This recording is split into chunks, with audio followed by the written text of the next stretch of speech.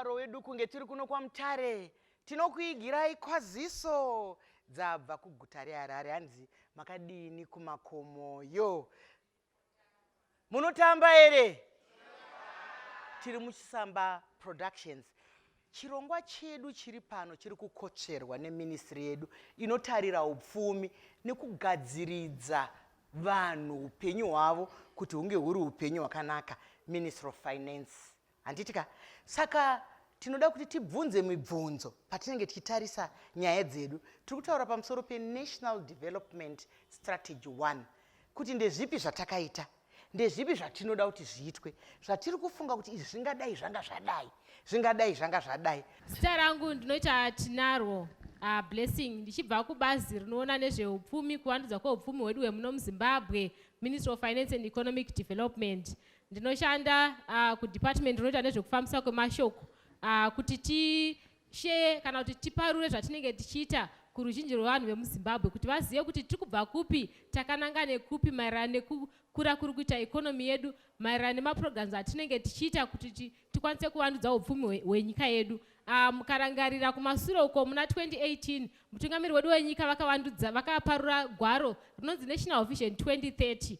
National Vision 2030 rine mapato matatu. Chekutanga chinonzi Transitional Stabilization Program yakatanga mugore ra2019 kusvika mugore ra2020. Rechipiri ndo rati rinonzi National Development Strategy 1 rinotanga mugore ra2021 kusvika mugore ra2025.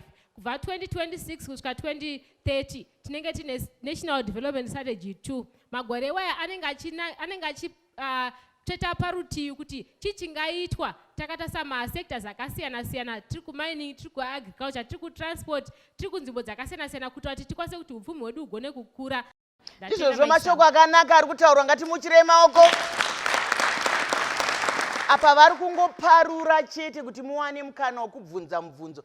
Mukwasha wangu mukataura nezita renyu nokubata kwenyu, mobva maparura nyaya yenyu toikanda kuvanhu. Ndatenda Mai Chisamba. Makadii vanhu vekwaMutare. Kana ndiri kuno ndinonzwa manyukunyuku. Zita rangu ndinonzi Retired Major Leonard Tarwirei. Ndinobata ndiri kuMinistry of Information, Publicity and Broadcasting Services. Chaita kuti ndinzwe manyukunyuku ndechekuti ndiri mwana wokuno ndinobva kuBhoera. Ndichibata ndiri kuMinistry of Information, Publicity and Broadcasting Services. Ministry yakakura zvikuru inosanganisa maorganization akafanana naZBC, maorganization akafanana naTransmedia, maorganization akafanana na Broadcasting Authorities of Zimbabwe. Tinosanganisa futi Zimpapers, tisu tine vanhu vanoita kuti muwane mapepa enyu ese ehurumende. Basa redu National Development Strategy 1 ndire kusumudzira zita renyika yedu muZimbabwe nekunze kwenyika, kuti vanhu vazive kuti Zimbabwe yakambomira sei, ine vanhu vakaita sei, vanhu variko vakanaka zvakadii, kune mikana yakadii yekuno investor kuti vana vedu vagowana mabasa. Takanangana nekusumudzira ikonomi yedu nekupedza urombo. Tatenda Mai Chisamba. Ndizvozvo vaparura yavo. Parurai mukachipa zita renyu maparura toikanda uko. Ndoziva kuti nhasi nemastudents tinotsva. Vanonyora nyora kamukombiyuta dzemusora. Handei? Kazwai vagari vekwaMutare. Inini zita ndinonzi Isaac Chiridza. Ndichibata ndichibva kubazi rinoona nezvemhando dzemoto. Moto watinoshandisa kuona atinoti magetsi nekubikisa, mafuta atinofambisa mudzimotokari dzedu, nemhando dzemoto dzakasiyana siyana dzatinoshandisa kumamisha kwatinogara, nekuona zvakare kuti mhando dzese idzodzo dzashandiswa zvakanaka here. Ndatenda. Ndizvozvo vaparura yavo nhai. Hanzi muupenyu hwatiri kufamba uye hazvidi kuti kana wagara mukombi kudai uri kunzwa umwe wako wakagara naye ari kunhuhwa rambe. Hatimuzvinzwa rambe riya unofamba richikunhuhwa kasi kana waane magetsi aiwa pada zvinombobata. Ndakuya kwamuri baba Tarona matudza kuti munobata nezvei, mobva maparura nyaya yenyu toikanda uko. Makadini vadiwa vatariri nevatereri vekuno kwaMutare. Ini zita rangu ndinonzi Tongaita Rubona, ndinobata ndiri kuReserve Bank of Zimbabwe. Ndofunga pari zvino vanhu vakawanda vakuziva Reserve Bank nezvainoita. Zvikuru sei tiri bhanga guru renyika rinova riri bhanga guru riri pasi pehurumende yeZimbabwe. Saka zvatinoita zvese kazhinji tinotsigira zvirongwa zvehurumende inenge iri panguva iyoyo, tichiva tine tariro yekuti vanhu vakwanise kuita mabasa, vanhu vakwanise kuwana ugaro hwakanaka maererano nekushandiswa kwemari. Uyezve tiri bhanga guru, pane mamwe mabhanga ese amunoziva ari muno muZimbabwe. Tisu tino supervisor mamwe mabhengi. Ipapo vashainaka vataruvonga handi machinzwaka hanzi ndisi bhanga guru, ndisi tino supervisor mamwe mabhengi. Tichavanzwa muzvikamu zvinotevera. Ngatisangane muzvikamu zvinotevera.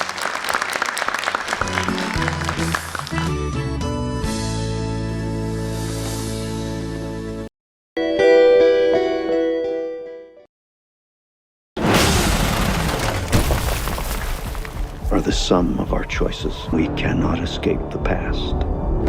This mission of yours is gonna cost you dearly.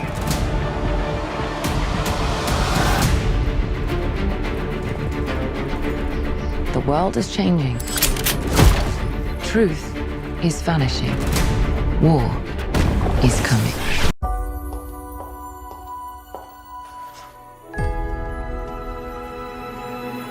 Hey, Barbie. Can I come to your house tonight? Sure. I don't have anything big planned, just a giant blowout party with all the Barbies and planned choreography and a bespoke song. You should stop by. So cool.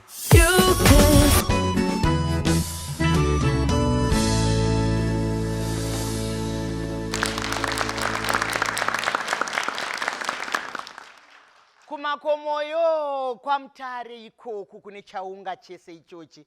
Asi baba ndiri kuuya kwamuri baba Shoniwa, asi ndokutendai namai nekutiunganidzira chaunga ichi. Taurai yenyu mubvunzo yenyu, nyaya yapaururwa. Ndinotenda zvikuru Dr. Chisamba nekufara kuona varume nemadzimai vauya nechirongwa chakadai. Inini mubvunzo wandinawo ndewekuti pamabhizinesi makuru kana madiki atinawo iko zvino muZimbabwe, munongoona kuti mumwe nemumwe ane chaanotengesa. Chero akava mudzidzisi pachikoro, unoona pamwe une kabhegi kakanotengesa makamu ekuti vana vanonzi tengai makamu muchiya makakama musoro, kutsvaga raramo. Isu kana kuti nemi RBZ, Ministry of Finance and Economic Development, mapolicies aripo angagamuchira mabusiness madiki aya neari pakati nepakati ari musociety. Nde api mapolicies amungaita ari kupromota local competitiveness as well as international competitiveness. Thank you. Mubvunzo wakabatana vautirei maoko. Mumwe mubvunzo. Mubvunzo wangu uri ku Ministry of Finance. Maringe nebridge redu repa flyover apo. Bridge iroro rinonzi hanzi ndere Seat of Mutare. Rinonzi ndere ministry. Saka harigadzirwi neSeat of Mutare. Saka handizivi kuti rinoda nguva yakadini kuti rigadzirwe mota dzedu dzifambe zvakanaka uye pasaite queue, nekuti pari kunzi pakagadzirwa pacho right now patone mapotholes akatopfuura ipakutanga. Mazvita. Mubvunzo wakabatana uchirei mai maoko. Isu tapaonawo ndandaoda kutobuda mubhazi kuti ndifambe netsoka. Nekuti panga pasingapfurike vamwe vakavhengedzera nekuko vamwe vakavhengedzera. Regaitore umwe mubvunzo wechitatu. Mazvita. Inini mubvunzo wangu uri kubazi rezvemari. Since tichishandisa RTGS muZimbabwe, tikuona kuti everyday rate rine richichinja, zvoti unokwanisa kuchinja mari yako kuda kuzonotenga chinhu ichocho haichakwani kutenga. Saka ndadonzwa kuti zvinokwanisawo here kugadziriswa nyaya yemarates. Mazvita. Ndizvozvo tinokutendai muchirei maoko. Handei, asi ngati batei magetsi. Ndinoda kuti muteerereka kana muchipindurwa. Noti vanenge vachikuti handinopindurwa, handinopindurwa. Ngatiteerere noti vanobva vati gaga kuti tiwane mibvunzo yakawanda.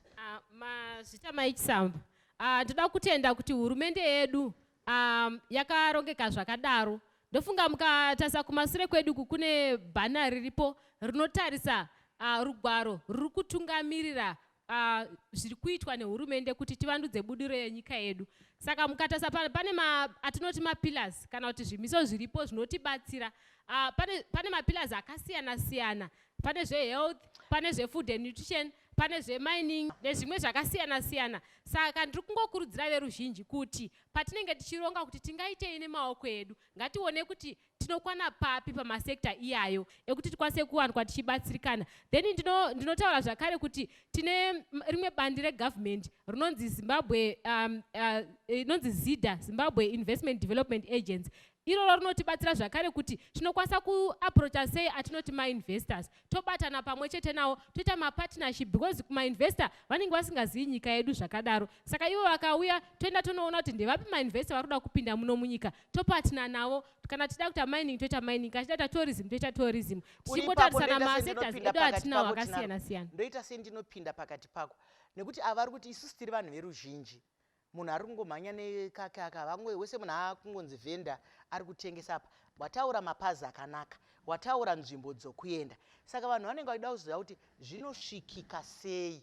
Munhu wese anozviendera here kuti pataurwa zvema-SMEs apa, regai ndienda apa pataurwa zvebhanga remadzimai. Pane nzira here yakarongeka? Handiti ndizvo mufundisi? Pane nzira here yakarongeka yekuti kana tazvifunga tinofanira here kuti tiungane sevanhu vakawanda, tinogona here kuenda sedunga munhu mukubatsirika, kana kuti tinongonangana neministry yedu tinosvika seipo? Mavhunza zvakanaka Mai Chisamba. Kumabhanga andataura akatange naEmpower Bank, munhu anokwanisa kuzviendera sedunga munhu. Oenda onotsanangurwa ma-programs avanawo nemafandiro avanoita ma-programs. I think vanokwanisa kunowana zvizere than information yandinenge ndinayo pano. Isu sebazi rinoona nezveupfumi chedu kuisa mari kuitira kuti mari iyo izobva ikoko ichienda kuvanhu. Kana tiri kuagriculture sector kune mari dzakaiswa zvakare kuna CBZ Bank, kune vanoda zvokurima, vanoda kurima wheat nezvimwe zvakawanda. Munoenda onokutsanangurirai kuti ndezvipi zvinoitwa kana kubva pakucreate account kusvika pakukwanisa kuzoti tikwanise kuwana mari. Then zvakare tine ma-ministries ariko, Ministry of SMEs, I think ine ma-officers vari kuma-district level, vari kuma-provincial level. Tikaenda tikanova-approacha vanokwanisa kutipa mamwe ma-programs akare avari kuita ekubatsira vana mai, ekubatsira vanhu tati zvokubata kwemaoko kuitira kuti tikwanise kuwana pekupinda kuitira kuti tivandudze upfumi hwedu. Mashoko akanaka echenjedzo muchire maoko. Tiri kwaMutare. Nhasi hakuna bridge remusana rokumasvingo. Pane bridge rinoenda kumusika wehuku, handiti? Iri rikuenda kumusika wehuku. Vapeiwo chichevedzero baba vatitsanangura. Hanzi bridge ranetsa iri rinopera rei? KwaMutare kuri kugadzirwa zvipi? Tikatarisa mabridge, migwagwa nezvipi? Mukazviti kaka. Maita muzvinafundo pamusoro vagari kwaMutare. Ndinonzi engineer Shenje, ndoshanda kuMinistry of Transport and Infrastructural Development. Ndiri Deputy Director Planning. Regai pakupindura mubvunzo wabvunzwa webridge rine njanji pamusoro, ndichabva kumashure zvishoma kuti nizosvika pakuti project iyo tinoitanga zvarini. Kuno kwaMutare tina local investor zvakare ari contractor anovaka mugwagwa akati hurumende ichiti mari ishoma yemugwagwa, tine project yekuisa imwe mugwagwa tiri kuti Christmas bypass. Akazoti hurumende regai ndikubatsirei, ndine mari yandinayo zhinji zvino, mozondipa gare gare. Saka contractor iyeye regai nditi inini Christmas bypass inenge ichibva pa-aerodrome before Christmas pass totena kurudyi yozobuda iri paMutare Poli. PaMutare Poli ipapo regai nditi tichavaka muri kuti chiri chispaghetti road chidiki ipapo, inenge iri pamusoro peroad inoenda kwaMutare. Muproject imomo takazoti isusu kuMinistry of Transport tine atinoti ma-key result areas. Number 1, infrastructure development, ndoyekuvaka mugwagwa iyoyo. Number 2, safety of our roads. Saka pa-safety of our roads takazoti isusu kuno kwaMutare ipi imwe project yatingaise muproject imomo inobatsiridza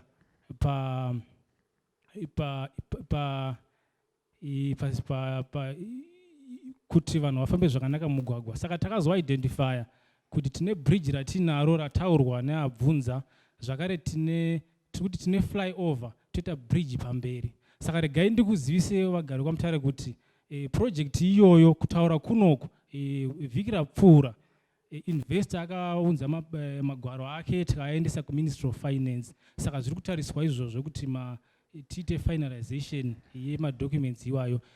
Then tichitarisira kuti zvakare mukuru wenyika ari kutarisirwa kuuya kuno kwaMutare kupera kwemwedzi uno kana kutanga kwemwedzi unouya kuita tinoti ground breaking yeproject iyoyo. Ndinotenda ndakupindurai. Ndatenda. Ndizvozvo vauchire maoko. Amwene zviri mugwara.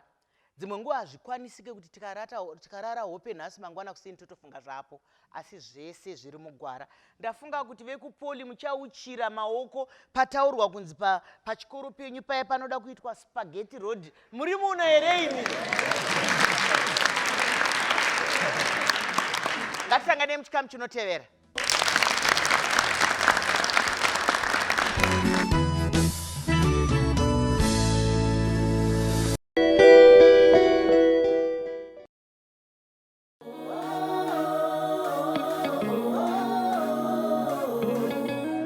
You're beautiful, you're beautiful.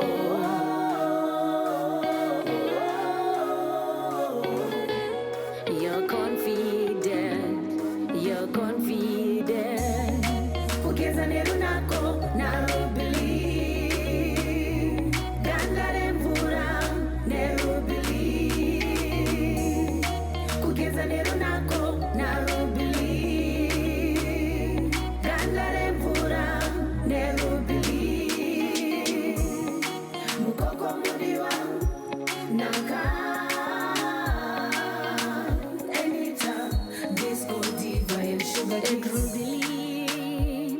Every woman is beautiful with Rubli. Every woman is beautiful. Find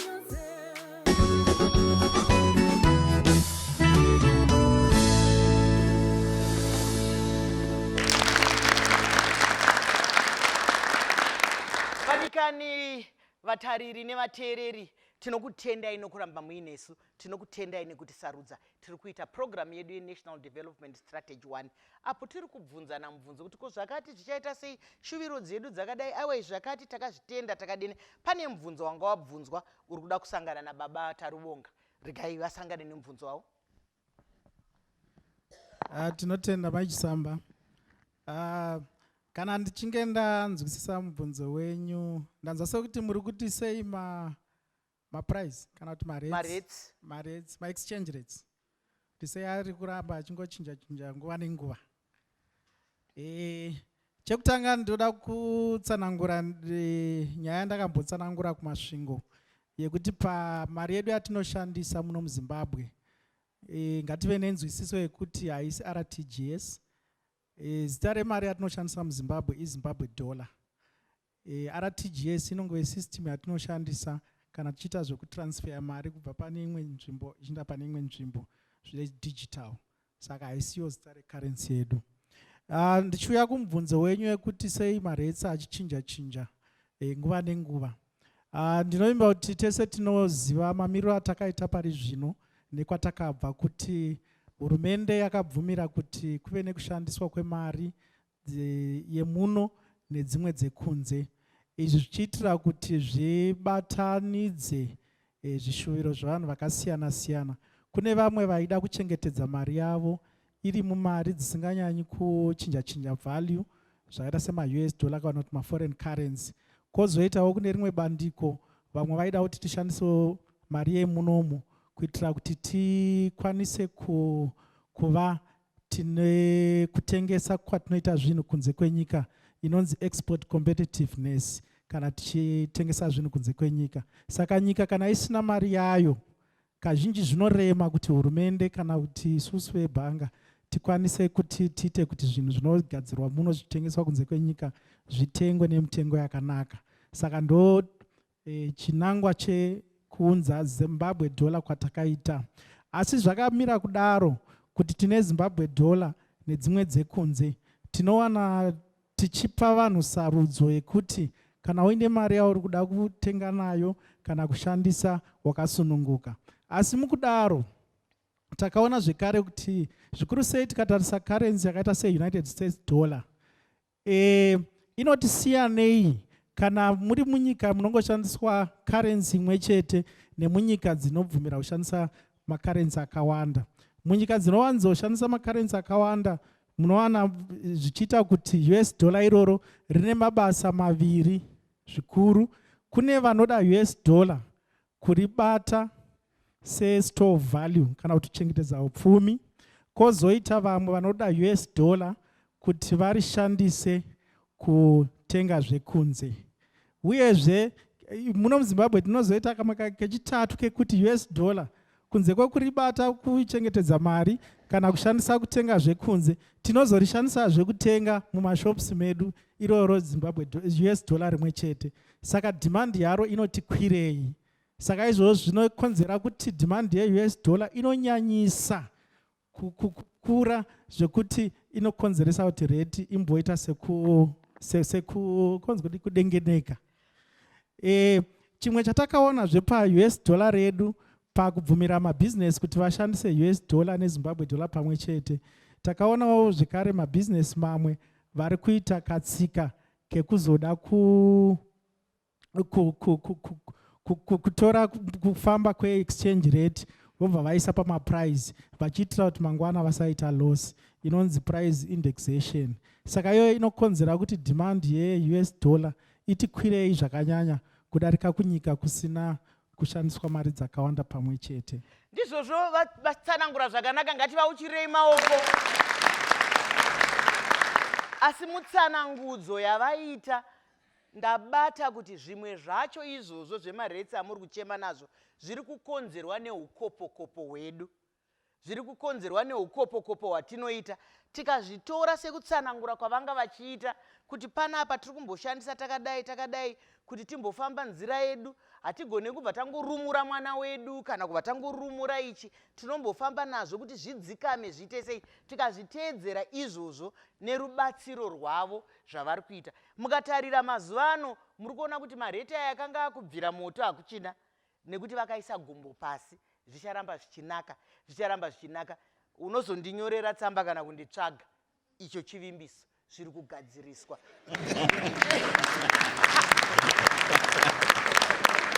Zviri kugadziriswa, asi tamboita chimwe chirongwa chii chatinoziva kuti tine nhubuka dzinoda kugadziriswa. Baba vanoda kuwedzera panyaya yambotaurwa naMai Tinaro. Taurai zvenyu. Panyaya yambobvunzwa yekuti tine mapolisi here kubatsira mabusiness madiki. Isusu tiri kuReserve Bank zvambotaurwa nababa atarubona kuti tinoshanda pamwe chete tichitsigira ministry yedu yezveupfumi. Tinewo zvatiri kuita pamusoro pekuti mabusiness madiki asumudzirike uye awane rubatsiro kana kuti rwemari. So zvimwe zvinhu zvatinoziva zvinosaka kuti mabusiness madiki asasumukire kana kuti asakure inyaya yekuti iwo havawani mari yacho pavanenge vachida anonzi maloans kana kuti macredit. Chimwe chechikonzero chekuti vasawane macredit iwayo inyaya yekuti ivo vacho mabusiness avo haazikanwa, kureva kuti haana kurejestwa. Vazhinji vacho vanongo ndo vambotaura vachiti vanotengesa kana mumarodhi kana kuti pese pavangofunga vanongotengesa, but havana kurejestwa, hakuna kwavanozikanwa. Saka kuti uwane chikwereti inyaya yeukama. Panofanira kuita ukama wako iwewe sabusiness munhu nebhanga. Saka kuzoitira kuti iwewe, saka tumari twauri kuwana itwoto, vamwe vanotengesa even vachiwana kana $20 pazuva. Endai munovhura account kumabhanga. Kumabhanga kune maaccounts akasiyana siyana. Kune atoti low cost accounts ekuti asingadi mari yakawanda kuti uvhure account hiyo. In fact unotogona kuvhura isina kana balance. Wovhura iyo account hiyo wopota uchidi uchikanda kamari kako mbichana mbichana.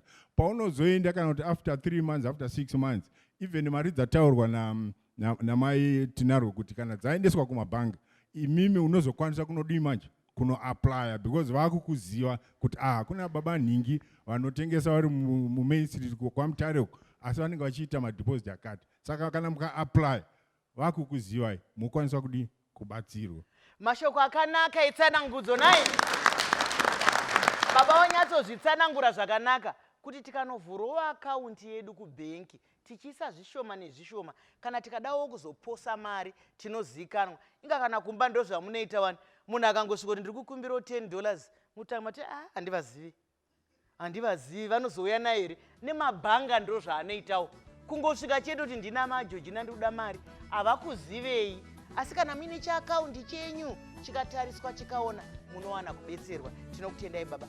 Regai nditore mukana uno mufunga munoziva kana toita zvinoendeka. Zvikuru sei tiri Mai Chisamba show chiringazuva chiya chinokwikwidzana nesu zvakanyanya. Ndino urombo chiringazuva chabva chatsvuka chikakwata. Asi hazvigoni kuti tiende tisina kukutendai. Tinoda kutenda nemwoyo yakaperera vanhu vekwamutare. Tinotenda vakotsveri vedu vebazi redu reupfumi nekugadzirisika kweupfumi hwenyika yedu nevanhu. Minister of Finance iri pano. Zvakadii kusangana zvakare svondo rinouya panguva imwe cheteyo. Ndinwenyu Dr. Mai Chisamba.